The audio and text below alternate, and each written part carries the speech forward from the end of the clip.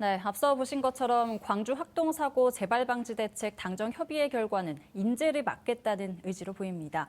건물 해체 방식에서부터 관리 감독까지 부실 덩어리였다는 사실을 다시 한번 확인한 셈인데요. 지난 6월 사고 현장으로 돌아가서 오늘 나온 대책의 실효성을 하나씩 짚어보겠습니다. 백승주 열린사이버대 소방방재학과 교수 이 자리에 모셨습니다. 어서 오세요. 네, 안녕하십니까. 네, 우선 벌써 2달의 시간이 흘렀습니다. 일단 당시의 사고 상황부터 짚어주시죠. 네, 광주 학동 건물 붕괴 사고 이제 어제로 2달이 됐는데요. 6월 9일 오후 4시 22분경에 광주 동구 학동에서 재개발 그 현장에 철거 중인 건물이 한 동이 무너지면서 네.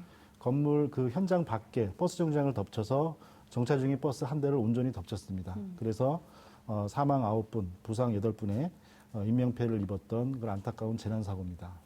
네, 사고 이후 60일에 걸친 건축물 사고조사위원회의 조사 결론은 무리한 공사 방식에 따른 참사였습니다. 조사를 맡은 이영욱 위원장의 얘기 잠시 들어보겠습니다. 불법 재하도급 계약이 있음을 확인하였으며 이 과정에서 공사비는 당초에 약 16%로 줄어들었고 공사비 절감을 위해 무리한 해체공법을 적용하는 등 안전관리 미비의 원인이 된 것으로 추정됩니다. 네, 사고 직후 건물이 통째로 옆으로 넘어져 붕괴했다는 점에 많은 의문이 제기됐었는데 결국 이 공사의 기본이 지켜지지 않았기 때문이라는데 동의하십니까?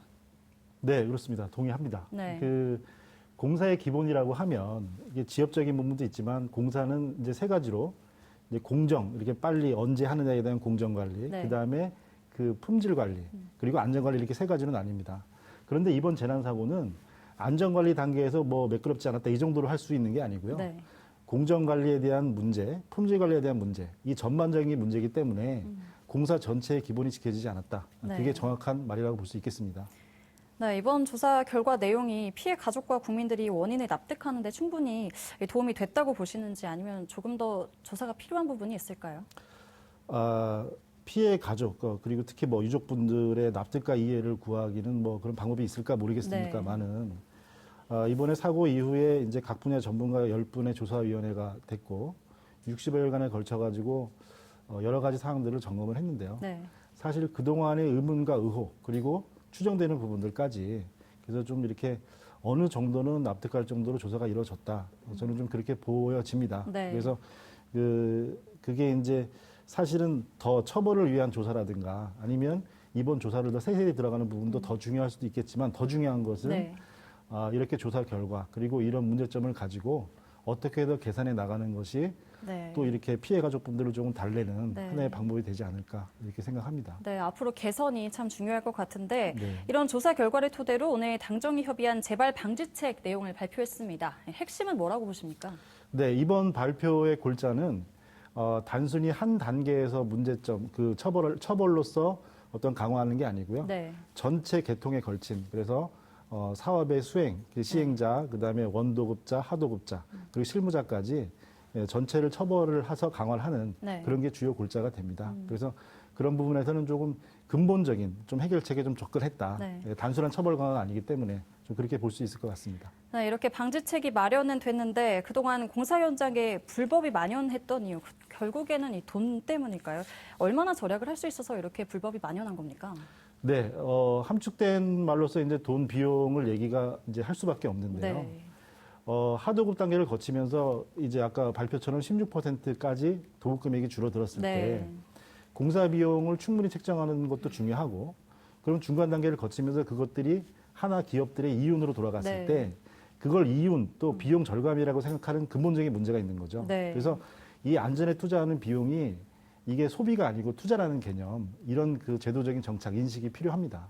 네. 네, 사실 사람의 목숨은 참 돈과 이렇게 비교를 할 수 없다고 생각을 하는데 네. 그간의 수사 과정도 궁금합니다. 당시 철거 공사를 맡은 업체와 실제 현장에 투입된 업체가 다르다는 점도 확인이 됐는데 사고 현장 책임자들에 대한 처벌은 어떻게 진행 중인가요? 네, 불법 하도급은 물론이고 네. 재하도급 단계 그리고 저가 공사와 해체 계획서를 무시하고 네. 해체 계획서 자체도 부실했고 모든 단계에 지금 문제점을 다 가지고 있는데요. 네.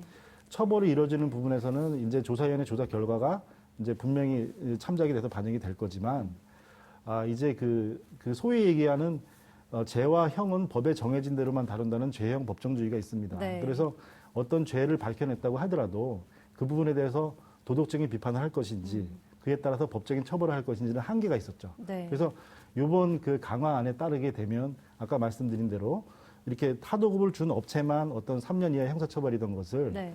전체 원도급자부터 시공자까지 전체를 다 1년 이상도 주고 5년 이하까지 하고 또 인명사고 시에는 무기징역까지 강화하는 이런 제도가 됐기 때문에 네. 처벌이 더 강함으로써 제도가 좀 정비가 됐다, 강화가 네. 됐다, 좀 이렇게 볼 수 있겠습니다. 네, 형량 강화를 했다고 말씀을 해주셨는데 일부 네. 반발도 예상이 되거든요. 네, 아무래도 네. 이 모든 업종이 이제 이런 식으로 강화가 되면 반발이 될 수밖에 없는데 네.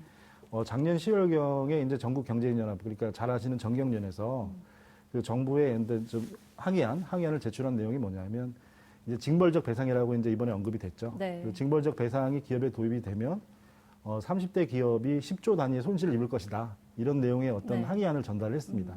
근데 이걸 역으로 비틀어 보면요. 안전에 대한 그리고 인명에 대한 비용으로서 기업이 10조 이상을 혹은 그 이상을 가지고 갔었다는 얘기가 되거든요. 네. 그래서 그런 비교를 봤을 때 이 비용을 손실이라고 인식하는 자체, 그 부분이 업계의 반발로서 현재로서는 타협도 필요하다고 생각할 수 있지만 네. 현재로서는 타협과 조율보다는 정립이 중요한 네. 그런 시기라고 생각합니다. 네, 당시 붕괴 현장 인근 버스 정류장이 방치돼 있었던 점도 지적이 됐는데 네. 공사 현장 주변 정류장은 옮겨야 한다는 지침이 포함이 됐습니까? 네, 그런 지침을 포함할 수 있는 절차가 해체 계획서입니다. 네. 그래서 요식적인 해체 계획서가 이번에 이제 그 만들 때부터 전문가가 작성을 하고 그 다음에 허가 대상은 심의위원까지 거치고 이렇게 강화가 됐는데요. 그 당시 해체 계획서에도 교통 통제를 적을 수 있는 항목은 있었는데 네. 이게 이제 일면을 보면 해체 계획서가 공개된 해체 계획서 내용을 보면 그 강도 측정을 하는 측정 보고서가 있어요. 네. 그 측정자 이름이 홍길동으로 돼 있었습니다. 그래서 그게 이제 공개되는 바도 있었는데 이런 일면으로 봐도 네. 정류장을 어떻게 하는 구체적인 안은 당연히 없었고요. 이게 추상적인 네. 그런 해체 계획서가 있었고 일부 또 합당한 부분도 있었는데 그조차도 읽지도 않고 이렇게 공사를 문제가 진행했던 많았네요. 그런 안타까운 점이 있습니다. 네, 속도에 집착하다 안전은 소홀했던 후진국형 참사 더 이상 반복되지 않길 바랍니다. 백승주 열린사이버대 소방방재학과 교수였습니다. 오늘 말씀 고맙습니다. 네, 감사합니다.